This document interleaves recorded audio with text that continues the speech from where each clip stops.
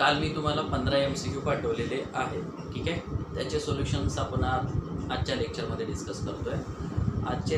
आजचे MCQ हे पूर्णपणे स्ट्रेन एनर्जी आणि पॉइसन्स रेशो याच्याशी रिलेटेड असणार आहे.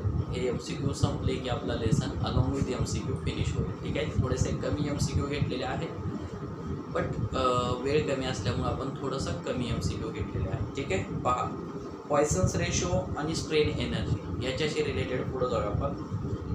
Liquid have no Poisson's ratio because लिक्विडला पॉइसन्स रेशो नसतो. रिझन काय असेल त्याचं बघा. ऑप्शन जे दिलेले आहेत, it has a no definite आहे, त्या डिफाईनाइट शेप असं म्हणायचं होतं, ते तर डिफाईन इट्स झालेलं आहे, ठीक आहे. It has a no definite shape, it has a greater volume, it is a lesser density than the solid, it has a definite, again इथंही चुकलेलं आहे, डिफायनाइट शेप आहे, ओके. ऑप्शन डी तर येणार नाही, कारण लिक्विडला डिफायनाइट शेप नसतोच. त्यानंतर it has a lesser density than the solid, असं नाही होणार, ओके. म्हणजे ऑप्शन सी पण येणार नाही आहे. It has a greater volume, नाही, ग्रेटर व्हॉल्यूम असं कसं म्हणता येईल. ऑप्शन ए करेक्ट येईल. It has no definite shape, त्याला निश्चित आकार नसतो. कोणत्याही भांड्यामध्ये आपण जर लिक्विड घेतलं तर त्या भांड्याचा शेप त्याला प्राप्त होतो. So it has not a definite shape, बरोबर. ऑप्शन ए करेक्ट येईल फर्स्ट MCQ साठी. सेकंड MCQ पहा. Poisson's ratio cannot have the value. मी कालच्या लेक्चरमध्ये एक तुम्हाला पॉइसन्स रेशोशी रिलेटेड MCQ दिलेलं होतं आणि त्यावेळेस सांगितलं पॉइसन्स रेशोची व्हॅल्यू -1 to 0.5 यापर्यंत असते, ओके. याच्यात कोणती व्हॅल्यू बसते बघा. Poisson's ratio can not have value, म्हणजे पॉइसन्स रेशोची यापैकी कोणती व्हॅल्यू येणार नाही असं विचारतो. -2 असणार आहे, सॉरी -2च येईल याच्यामध्ये, कारण -2 याच्यात बसत नाही. -1 पर्यंत आहे, -2 त्याच्यापेक्षा जास्त आहे, ओके.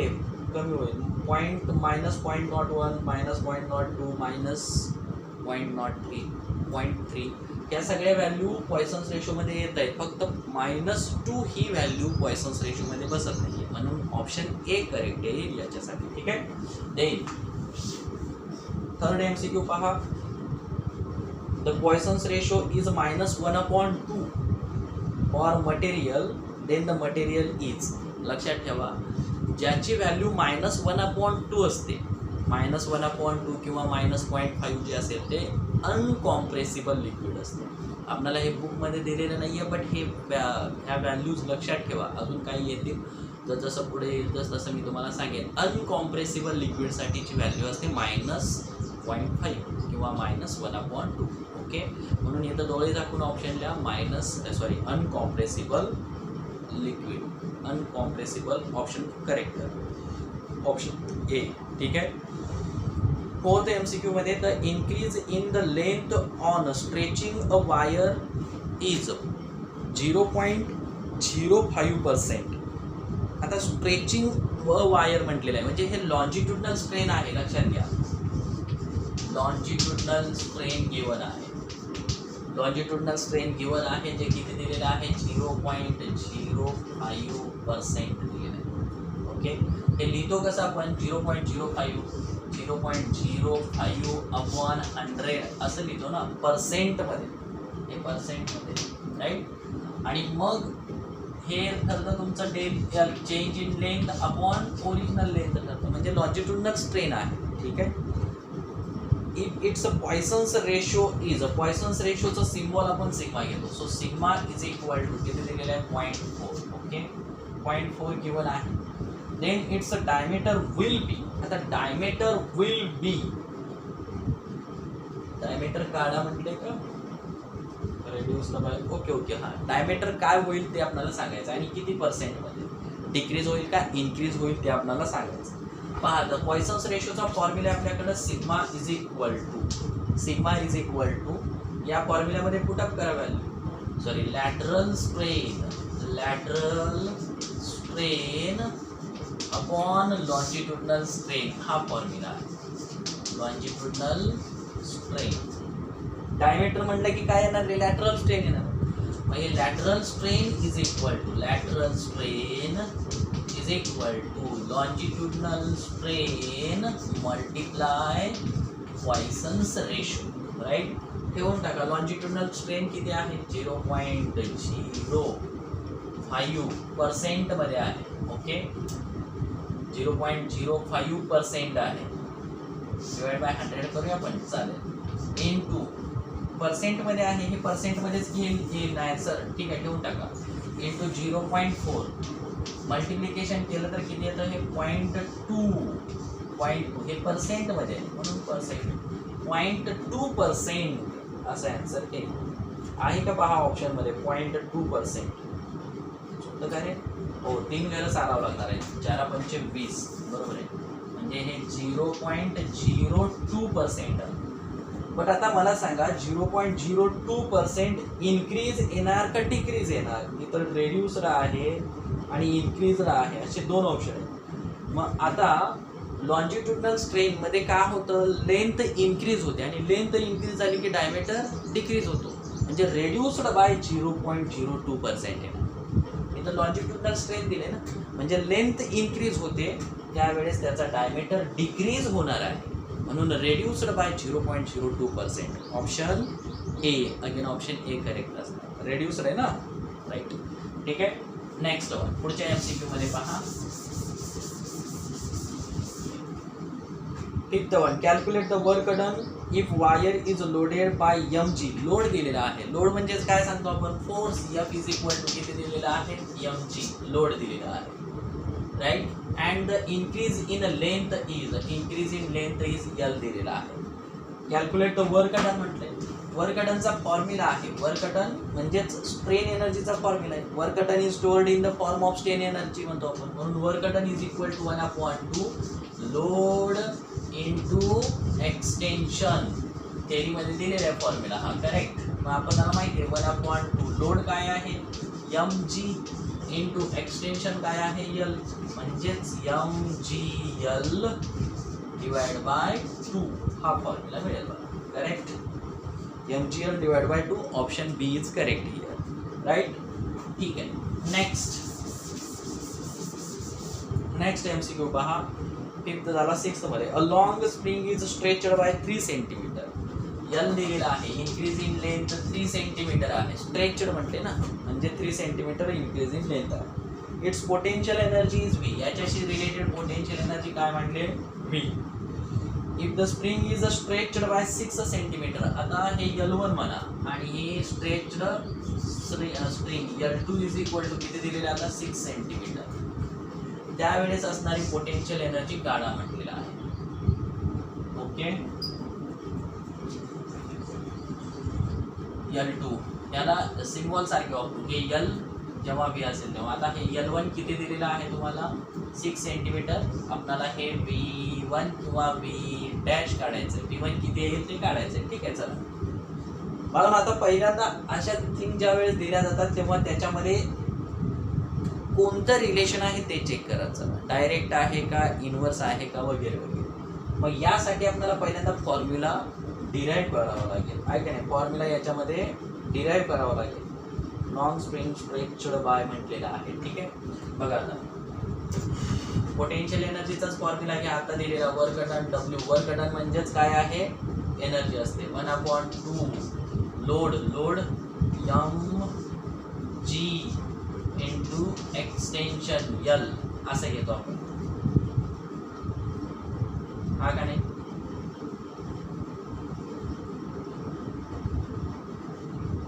लोड इंटू फोर्स आहे ना, हा फोर्स इंटू एक्सटेन्शन असा घेतो फॉर्म्युला आपण, राईट. मग आता यामध्ये spring stretched by potential energy spring is, ठीक आहे.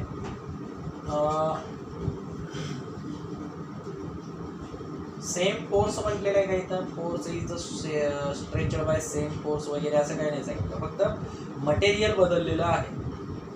Long stretched and its potential energy. If the spring is stretched by 6 centimetre potential energy will be. Same spring आहे, फक्त स्ट्रेच वेगळ्या पद्धतीने केलेला आहे. आपण इथं फोर्सचा फॉर्म्युला ठेवूया.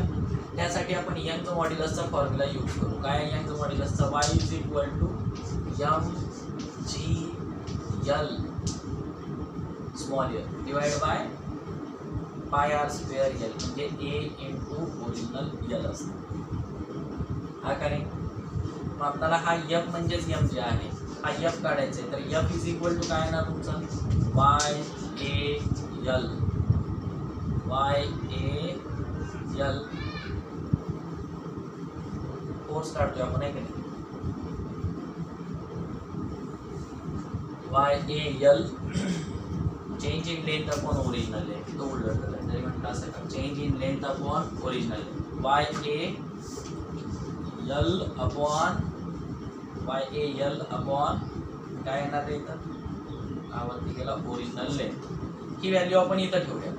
So W is equal to काय मिळाला 1/2 यंगचं modulus area of cross section increase in length upon original length into ही लेंथ म्हणजे एल स्क्वेअर करून टाका. आता बघा आता पहा फॉर्म्युल्यामध्ये मटेरियल सेम आहे म्हणजे यंगचं मॉड्युलस सेमच राहणार, एरिया सेमच आहे आणि लेंथ काय आहे सेमच आहे. म्हणजे ह्या सगळ्या टर्म काय झाल्या कॉन्स्टंट झाल्या. तर वर्क डन आणि एलमध्ये स्ट्रेचिंगमध्ये कसं रिलेशन आलं direct proportion to the square असं रिलेशन आहे. म्हणजे आपण असं म्हणणार कसं वर्क डन म्हणजेच काय आहे एनर्जी आहे. एनर्जी काय म्हणलेले पोटेन्शियल एनर्जी तर काय म्हणलेले व्ही म्हणजे V is directly proportional to L square असं रिलेशन आपल्याला भेटतं. बरोबर आहे. हे व्ही आहे ना वर्क डन इथं काय सिम्बॉल वापरले त्याला व्ही. हे व्ही म्हणजेच पोटेन्शियल एनर्जी आहे. हा का नाही तेच सांगितले ना तुम्हाला याच्यामध्ये long spring stretcher by potential energy व्हीच म्हटलेलं आहे. बरोबर आहे. आता तसं ह्याच्यासाठी रिलेशन काय येणार व्ही डॅश किंवा V1 directly proportional to L1 square direct proportion. आपल्याला V1 काढायचं आहे. So V1 upon V2 is equal to L1 upon L2 right ब्रॅकेटचा स्क्वेअर करून टाका. So V1 is equal to V1 upon V2 direct आणि इथे real आहे. असं कसं केलं ठीक आहे. V1 इज डायरेक्टली याला याने डिवाइड केलेलं आहे ठीक आहे. आणि मग इथं होणार L1 upon L square into V values ठेवून टाका.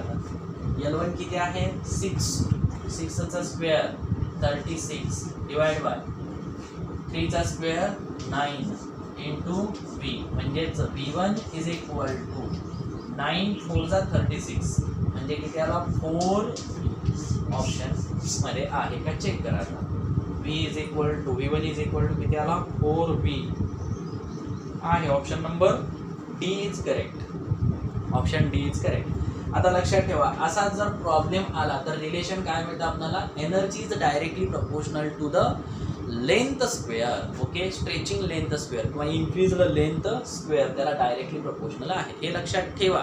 असं अजून एक एक्झाम्पल आहे पुढं म्हणून लक्षात ठेवा. Okay direct formula. आता बाकी सगळा हा कुठं ना करायची गरज नाही डायरेक्ट हे वापरायचं किंवा हे रिलेशन वापरून 3 स्टेपमध्ये उत्तर मिळतं आपल्याला. ठीक आहे.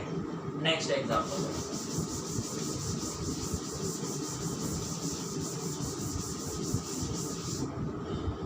पुढच्या एक्झाम्पलमध्ये example number 7 if work done in stretching a wire is 1 mm. Work done दिलेला आहे किती आहे stretching a wire in 1 mm twice joule म्हटलेला म्हणजे इन्क्रीज इन लेंथ दिलेला आहे 1 mm. ओके 1 millimeter ठीक आहे.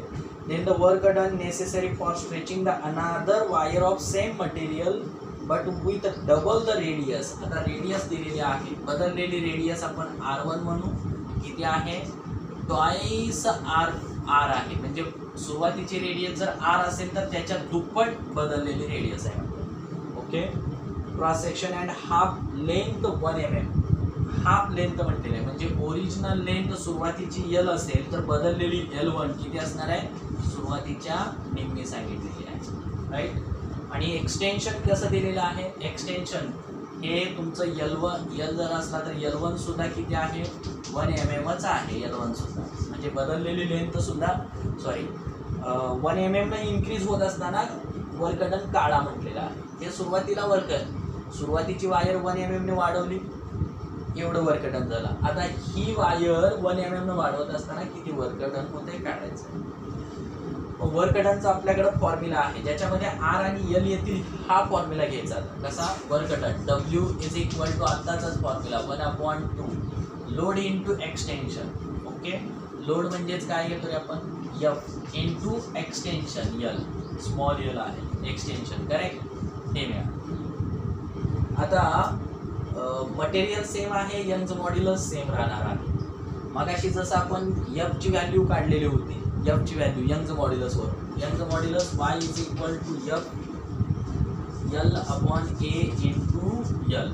मग इथं एफची व्हॅल्यू मला मिळून जाते Y A L divide by L.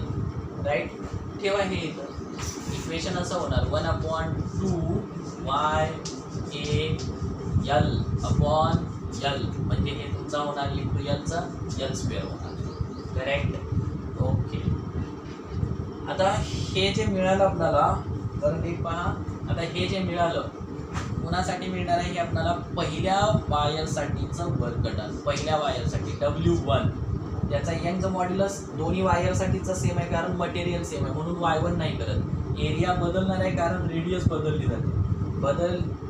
हे सुरुवातीसाठी W1 ए असा फॉर्म्युला. ह्या वायरसाठीचा फॉर्म्युला आपल्याला असा घ्यावा लागेल W1 जे काढायचं आहे आपल्याला इज इक्वल टू 1/2 यंगचं मॉड्युलस बदलत नाही, मटेरियल सेम आहे. वाय इंटू एरिया A1 करणार कारण इथं रेडियस बदलते.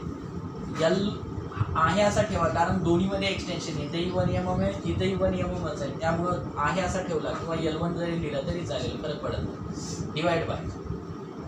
आता हा कॅपिटल एल बदलतोय म्हणजे L1 आहे. राईट. असा. आता पहा वर्क डन मला काढायचं आहे हे म्हणून याने डिवाइड करा. W1 divide by W is equal to 1/2 cancel. यंगचं मॉड्युलस कॅन्सल. मी हे पण कॅन्सल करू कारण दोन्हीही सेमच आहेत. बघा ना 1 mm 1 mm म्हणून हे पण कॅन्सल करू. राईट. राहिला काय? वर्क डन A1 सॉरी हे पहिल्या A1 upon पहिल्याची value A1 L1. आता हे W डिवाइड बायचं उलटून गुणिले होणार आहे म्हणजे L डिवाइड बाय इथं काय होणार आहे? Right. L divide by A होणार आहे राहिलेल्या टर्म. बरोबर. म्हणजेच हे आपण असं लिहिलं A1 A into L upon L1. Right. घेऊन टाका व्हॅल्यू जाता. So W1 is equal to A1 A. आता A1 A लिहित असताना हे तुम्हाला कळालं असेल तर क्लिक करतो मी. पहा A1 A म्हणजेच काय येणार ते इथं पाय R1 पाय तर कॅन्सल होऊन जाणार आहे म्हणून R1 अपॉन R2 ब्रॅकेटचा स्क्वेअर असं होणार का? 100% A1 A ना. R1 R रे R2 नाही. R1 R ए आहे ना. R1 R ब्रॅकेटचा square into L1 correct. L1. आता ह्या व्हॅल्यू इथं दिलेले आहे. इकडे बघा जरा. मी हा R इकडे आणला R1 divide by R is equal to हा R इकडे आणल्यानंतर 2 आहे आणि हा L इकडे आणला तर L1 divide by L is equal to 1/2 राहतो. बरोबर का नाही? हे सोडवले. मग आता बघा R1 divide by R is equal to 2 आहे. R1 divide by R is equal to 2 आहे पण 2चा स्क्वेअर 4 होणार आहे into L divide by L1 आहे. आता L डिवाइड बाय L1 उलट करा म्हणजे 2 होणार हे म्हणून इथं येणार हे 2. करेक्ट. हा झाला तुमचा 2. सोडवा 4 2 चा 8 झाला आणि इथं divide by W1 divide by W आहे हा टर्म. राईट. आता W1 इज इक्वल टू हा W इकडे जाणार 8W 8 इंटू W किती दिलेला आहे? पहिला 2 दिलेलं म्हणून हे 8 2 चा 16 जूल म्हणजे वर्क डन त्या ठिकाणी मिळून जाणार 16 जूल. किती वर्क डन होणार आहे तिथं? 16 जूल इतकं वर्क डन होईल. ऑप्शनमध्ये आहे का चेक करा. Yes option first is correct. पहिलाच ऑप्शन करेक्ट आहे. पहिला ऑप्शन करेक्ट आहे बाळांनो. 16 joule is the answer. Pause करून ट्राय करत चला सोडवण्याचं. जिथं अडचण येते तिथं सोल्युशन पाहत चला. ठीक आहे. 8th एक्झाम्पल मध्ये बघा आता. 8th एक्झाम्पल जे दिलेलं आहे, a wire of 2 metre long, original length दिलेली आहे, L is equal to 2 metre and area A is equal to 0.05 centimeter square. Inner cross section is stretched by a weight 2 kilogram. Weight म्हटलेला आहे kilogram. मी weight लिहिताना weight म्हणजेच काय, force. 2 kilogram, kilogram weight आहे ते, म्हणून इथं इंटू वेट करू आपण. म्हणजे काय येणार इथं, वेटच्या जागी ॲक्सलरेशन ड्यू टू ग्रॅव्हिटी आहे का, लक्षात येतं तुमच्या ते. ठीक आहे. त्यानंतर increase in length by 0.04, L is equal to 0.04 दिलेला आहे mm. राईट. त्यानंतर the work done in stretching the wire, wire stretch होत असताना होणारं वर्क डन, त्यासाठी जी घ्या म्हणते acceleration due to gravity 10 metre per second square, एवढं घ्यायचं आहे. ठीक आहे. पहा आता अगेन तोच फॉर्म्युला जो आतापर्यंत यूज करतोय आपण. Work done W is equal to, pause करा, फॉर्म्युला रिअरेंज करायचा प्रयत्न करा आणि सोडवण्याचा प्रयत्न करा. Okay. W is equal to 1/2 F into L, हा फॉर्म्युला आहे. 1/2 F म्हणजेच काय येणार ते, mg, mass into acceleration due to gravity. Okay. ठीक आहे.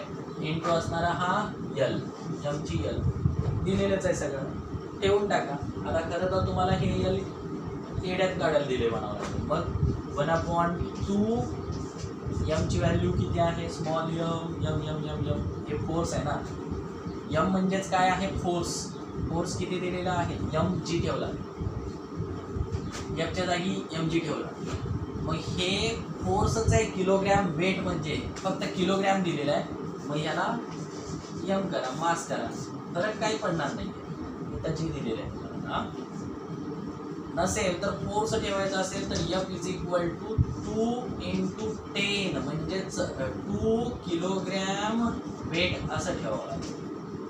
आणि मग हे mg काढून टाका, डायरेक्ट ठेवून टाका, फरक काहीच पडत नाही. तुम्हाला कसं समजलंय त्यानुसार. आता इथं m किती आहे, 2, राईट. हा 2 इंटू जी किती दिलेलं आहे, 10 घ्या म्हटले, into 10 into change in length SI मध्ये घ्या, SI मध्ये घ्या, कारण आपण हे SI मध्ये घ्या. किती येणार हे 0.04 इंटू 10⁻³ मीटर. 0.04 इंटू 10⁻³. 2 ला 2 कॅन्सल झाले, राईट. हे येणार तुमचा 940, म्हणजे आला 0.4 इंटू 10⁻³ राईट. 0.4 इंटू 10⁻³ आहे का बघा बरं. पॉईंटमध्ये नाही आहे म्हणजे 4. अजून एक घरी इकडं सारा, राईटला सारा, राईटला सारला की हे झालं तुमचं 4. राईटला सारला पॉवर -1 ने वाढते, म्हणजे -1 -3 -4 10⁻⁴ जूल. आता आहे बघा option, option C is correct. ठीक आहे. ऑप्शन सी करेक्ट आहे.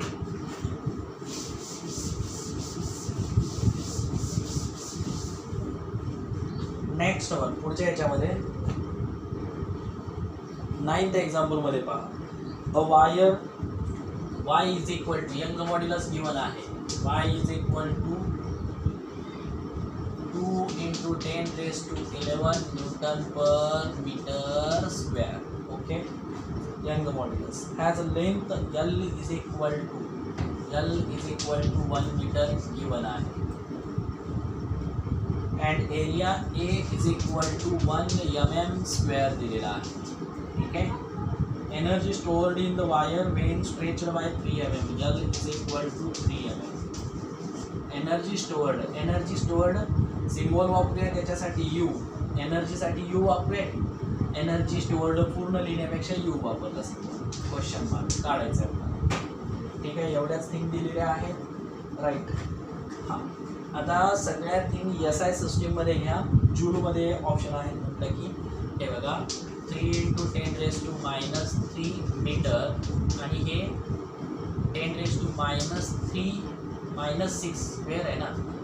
चं मिलीमीटरचं मीटरमध्ये करताना -3 त्याचा स्क्वेअर -6 मीटर स्क्वेअर. ठीक आहे, सगळ्या थिंग SI सिस्टीममध्ये आहेत. आता फक्त एनर्जी काढायची आपल्याला. फॉर्म्युला आपल्याकडं असा आहे यू दॅट इज वर्क डनचाच रे 1/2. वर्क डन म्हणजेच energy.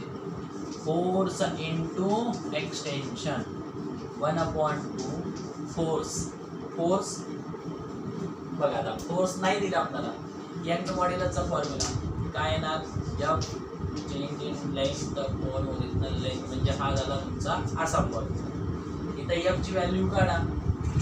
F is equal to काय मिळणार तुम्हाला? YAL divide by capital L. इथं ठेवून टाका 1/2 YAL इंटू L स्क्वेअर करून टाका divide by original length capital L. Okay, formula मिळाला. यात व्हॅल्यूज ठेवायचे आहेत फक्त. U is equal to y ची value 2 × 10⁻11 2 × 10⁻11 into area 10⁻6 10⁻6. Okay, L square. L किती आहे? 3 × 10⁻³ म्हणून हे 3 × 10⁻³ ब्रॅकेटचा square divide by original length 1 आहे. डिवाइड बाय 1 लिहिला न लिहिला फरक पडत नाही आहे. ठीक आहे, सोडवायचं आहे फक्त. U इज इक्वल टू आता हे 3चा स्क्वेअर किती येणार रे? 9 2 × 18 झाला. राईट. ओके, आता हे -6 आणि हे पण -6 -12 झाले. -12 प्लस 11 10⁻⁻1 झाला. हा का नाही? बरोबर का? राईट. मग आता U इज इक्वल टू किती होणार? हे U इज इक्वल टू 1.8 येणार. U इज इक्वल टू 1.8 कारण एक घर चालावं लागेल. 1.8 आहे. 1.8 जूल 10⁻1. पॉईंट नाही म्हणजे इथं असतो. -1 घालवला म्हणजे पॉईंट इथे येतो. बरं, 1.8 joule is the answer. Option C is correct. ठीक आहे, 9 एक्झाम्पल झाले. 10th एक्झाम्पलमध्ये पहा.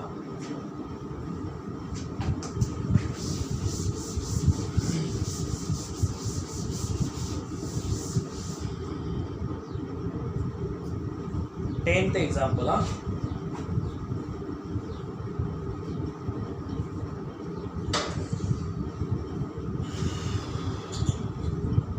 दुपारची वेळ आहे, खूप उकडतं रे बघा. ठीक आहे, पहा. 10th एक्झाम्पलमध्ये आहे when spring is stretched by 0.5 centimetre. Stretched म्हणजे L दिलेला आहे. L is equal to 0.5 centimetre. Its potential energy is U. मग यासारखा प्रॉब्लेम आला बघा.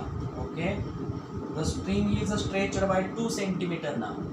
आता L डॅश म्हणूया का? याला L1 म्हणूया, याला U1 म्हणूया.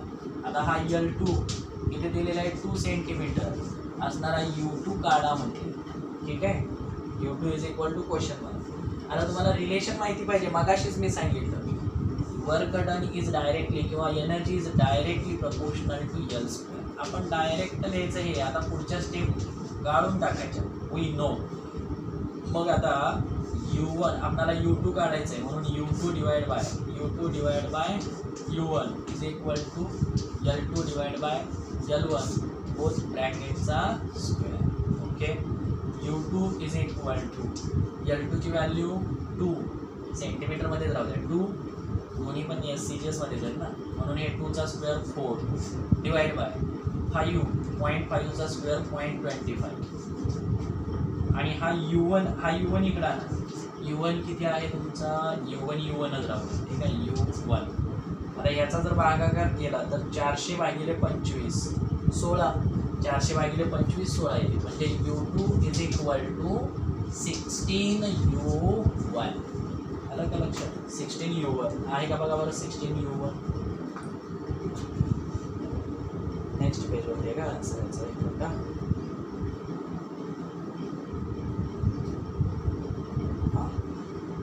होल U 8U 16U आहे की 16U. हे U1 म्हणजे U आहे ते. आपण नोटेशन्स बदललेले आहेत. ठीक आहे, लक्षात आलं असेल तुमच्या. 16U option C is correct. Next one पुढच्या MCQ मध्ये पहा.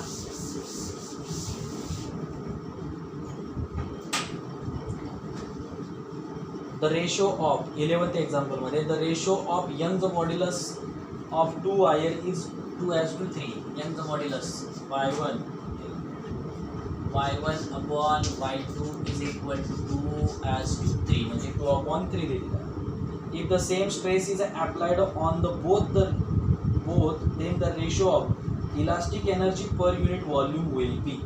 Elastic energy per unit volume. Stress कसा आहे? सेम आहे. स्ट्रेस दोघांवरती सेम दिलेला आहे. Elastic energy per unit volume चा रेशो काढायचा आहे आपल्याला. ठीक आहे, आता इलास्टिक एनर्जी पहिल्यांदा इलास्टिक एनर्जीचा फॉर्म्युला लिहितो. काय होता रे इलास्टिक एनर्जीचा फॉर्म्युला? 1/2 load into extension. बरोबर, load into extension per unit व्हॉल्यूमला V. आता per unit volume wire cylindrical असते, मग ह्याचं व्हॉल्यूम काढायचं. एरिया मल्टिप्लाय हाईट असतं. याचं व्हॉल्यूम काय येतं? Area multiply height. म्हणजे इथं काय करावं लागेल मला? Area into height. हाईट म्हणजेच काय? ओरिजिनल लेंथ होणार ना, म्हणून ओरिजिनल लेंथ. म्हणजे फॉर्म्युला असा झाला हा 1/2 F/A force per unit area stress change in length upon original length strain असा मिळाला. करेक्ट. आता ह्याच्यात बदल करून घेऊया आपण. काय बदल करणार? इकडं पहा. 1/2 यंग's मॉड्युलस घ्या. Young's modulus y is equal to stress upon strain आहे. Stress upon strain, right. मग इथं आपण स्ट्रेस सेम दिले म्हणजे स्ट्रेनचा फॉर्म्युला घ्या ह्याच्यात. स्ट्रेन इज इक्वल टू काय येणार? Strain is equal to stress divide by Young's modulus. बरोबर आहे. मग ही किंमत आपण कुठं ठेवूया? आता इथं ठेवून टाकू. So elastic energy per unit volume is equal to 1/2 हे स्ट्रेस. ओके, हे स्ट्रेस. स्ट्रेनची व्हॅल्यू काय आहे? Stress upon Y. मग स्ट्रेस इंटू स्ट्रेसचा square divide by Young's modulus. Formula तयार झाला. आता हा फॉर्म्युला मला मिळाला, कारण लक्ष द्या. आता हे क्लीन करतो. आपल्याला कशाचा रेशो काढा म्हटलेला आहे याच्यावर? इलास्टिक एनर्जी पर युनिट व्हॉल्यूमचा. त्याच्यासाठी सिम्बॉल वापरला आपण U. लेट सपोज याचं हे पूर्ण सिम्बॉल काय आहे? U1 म्हणून. ठीक आहे, U1. मग आता हे U1 झाला. U2 घ्या. U2चाही फॉर्म्युला असाच मिळणार ना. U2 is equal to 1/2 stress divide by Young's modulus त्याचा स्क्वेअर. आणि यंग's मॉड्युलस सेमच राहणार ना. का सेम राहणार आहे? नाही, यंग's मॉड्युलस सेम नाही. यंग's मॉड्युलस सेम नाही आहे, स्ट्रेस सेम म्हटलेलं. म्हणजे पहिल्यासाठीचा यंग's मॉड्युलस y1, दुसऱ्यासाठीचा यंग's मॉड्युलस y2 असेल. पण इथं स्ट्रेस 1 स्ट्रेस 2 असं नाही येणार, कारण स्ट्रेस कसं ठेवलेलं आहे प्रॉब्लेममध्ये बघा. स्ट्रेस कसं ठेवलं आहे? सेम. आपल्याला काय काढायचं आहे इथं? याचा रेशो काढायचा आहे. So U1 divide by U2. 1/2 stress cancel. y2 divide by y1. y2 divide by y1. मग इथं y2 काय आहे तुमचा? 3 आणि y1 किती आहे? 2. म्हणजेच रेशो आला 3:2. बघा, रेशो आहे 3:2. Option A is correct one. Option A करेक्ट आहे.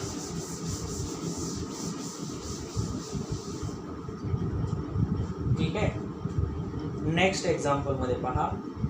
12th एक्झाम्पल, 12वे एक्झाम्पल पहा. Wire A and B are made from the same material लक्षात घ्या, मटेरियल दोघांसाठी वापरलेलं कसं आहे, सेम आहे. म्हणजे यंगचं मॉड्युलस काय येणार आहे, सेम येणार आहे.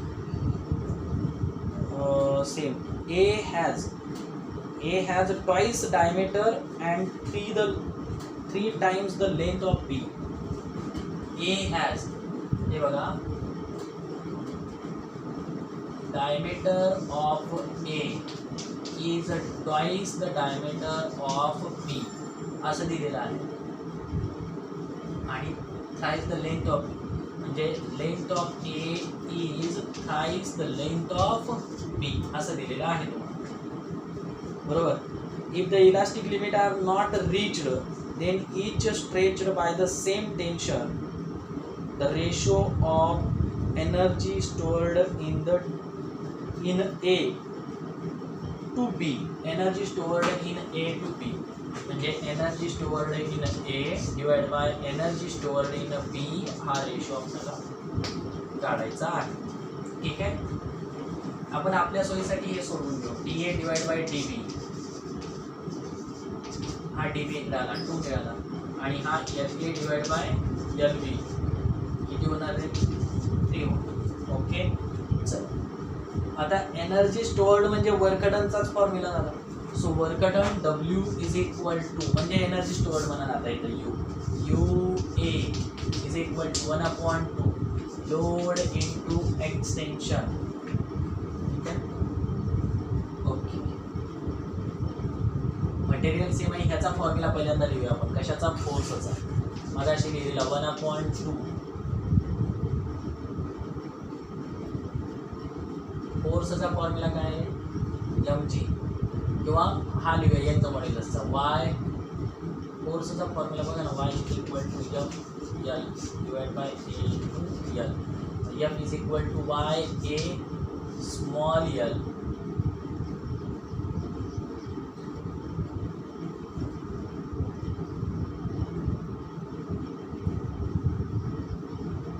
नाही, इथं लेंथ सेम ठेवले ना, लेंथ सेम ठेवलेली आहे म्हणजे लेंथचा फॉर्म्युला वापरा, लेंथचा त्याच फॉर्म्युल्यावर y is equal to F A नाही F change to L divide by A into L. हे L काढून घ्या. L इज इक्वल टू काय ना तुमचा F L divide by A into Y ठेवा याच्यामध्ये. हा F तर असाच राहणार F, पण हे L ठेवल्यानंतर Fचा स्क्वेअर होईल म्हणजे F स्क्वेअर झाला इंटू L आहे असा इंटू एरिया अपॉन यंगचं मॉड्युलस, एरिया अपॉन यंगचं मॉड्युलस असं. कळाला फॉर्म्युला.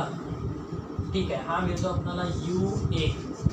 फोर्स सेम आहे, length A, area of A, यंगचं मॉड्युलस पण दोघांचा सेम आहे कारण मटेरियल सेम आहे. ठीक आहे. हे झाला पहिला A साठीचा फॉर्म्युला. Bचा घ्या.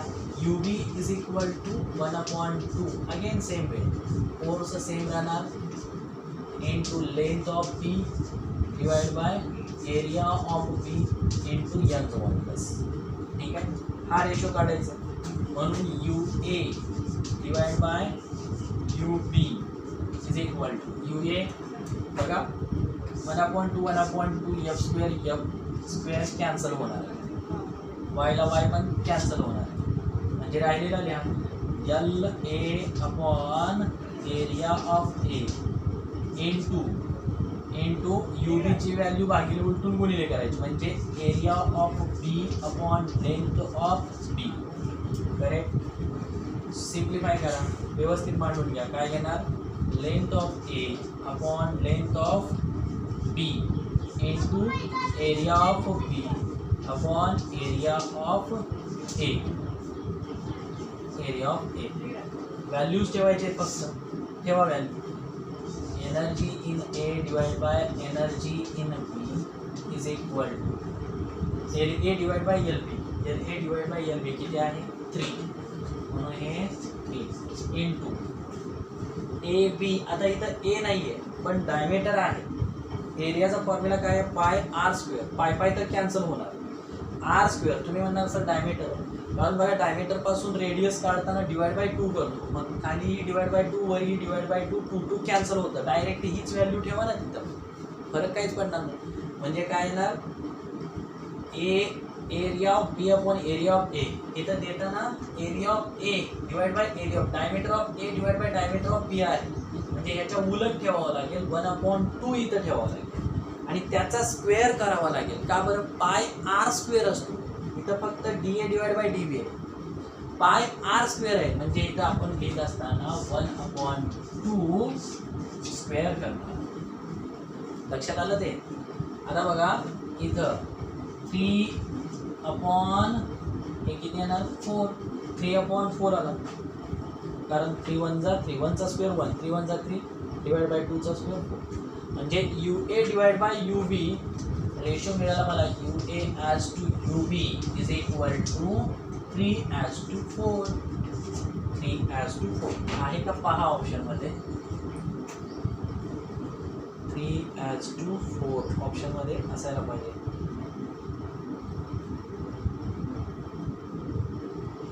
यस 3:4 आहे की option B is correct. Very good, option B is correct. काय काय केले बाळांनो, व्हिडिओ रिपीट करा, पुन्हा पुन्हा रिपीट करून पहा, ठीक आहे, अडचण येणार नाही आहे.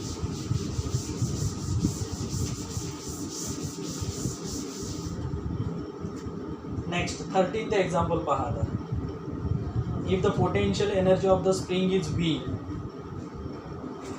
स्ट्रेचिंग बाय 2 सेंटीमीटर, म्हणजे एल दिलेला आहे 2 सेंटीमीटर, त्याची पोटेन्शियल एनर्जी व्ही आहे, ठीक आहे. त्यानंतर potential energy when stretched by 10. आता ह्या L1 म्हणा, V1 म्हणा, L2 is equal to 10 centimetre, हा V2 काढायचा आहे. मगाचा अगदी सुरुवातीला वापरलेला फॉर्म्युला. पोटेन्शियल एनर्जी म्हणजे work is directly proportional to L square होतं का, तेच वापरा. V is directly proportional to L square. Direct jump मारायचे. आता आपल्याला V2 काढायचं आहे, V2 divide by V1 is equal to L2 divide by L1 ब्रॅकेटचा स्क्वेअर ठेवा.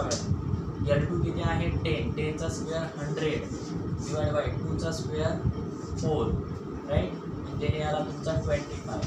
आता V2 डिवाइड बाय V1 25, म्हणजे V2 इज इक्वल टू हा V1 आला नाही का 25 V1, म्हणजेच बदललेला 25 V1 आहे का बघा. 25 V1